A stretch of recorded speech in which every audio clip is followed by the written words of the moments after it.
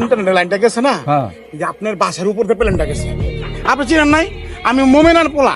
আরে ও চিনছি, যাও তোমার নাম চিনছি তো। ও জি, আসসালামু আলাইকুম, আসি। যাও। দেশের তো যে আকবর ভাই এলো, তো একটা বলার কথা কইছিল রূপার লেগে, পোলার নাকি খুবই ভালো।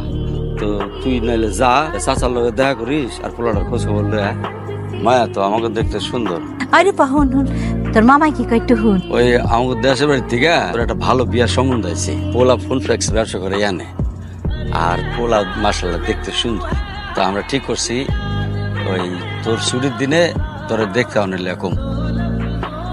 বিয়াটা আর কয়টা দিন পরে করি, এখনই কেন? এইটা কি কস? মায়া মানুষ বড় হলে বিয়া শাদী দিতে হয় না? তুই আর অমত করিস না, যা মা, তুই তোর ঘরে যা। সারা জীবন কিরকম বাদের মা বলতে ঘুরা বেড়াবা নাকি কোনো কাজ কাম করবা? কাম কাজ করতে ভালো লাগে না। তো খাইবা কি? আর আমার বিয়া করে কই রাখবা বাইয়া বাড়বে সংসারে? আমার বিয়ার লেগা কিন্তু ঘটক আনছে, যে কোনো সময় আমার বিয়া শাদী হয়ে যেতে পারে। এটাই তো কইতাছি, কিছু একটা করো, বিয়ার প্রস্তাবটা লইয়া যাও মা আর মামার কাছে। করুনটা কি?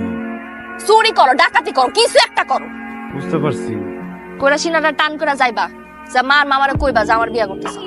তুমি এত চিন্তা করো না, বুঝছো?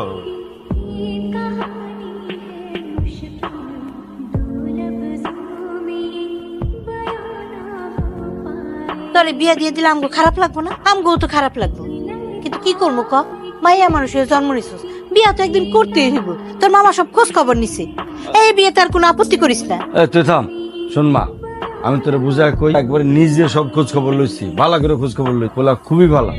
তুই এ ব্যাপারে আর না করিস না মা, রাজি হয়ে যা, তুই সুখে থাকবি। আমি এখনই বিয়েটা করতে চাইতেছি না মামা, আর কয়টা দিন যাক, এরপরে নালে। আমরা তোর কথা দিয়ে দিছি, তোর বিয়ে এই জায়গাতে হইব। আর আরেকটা কথা,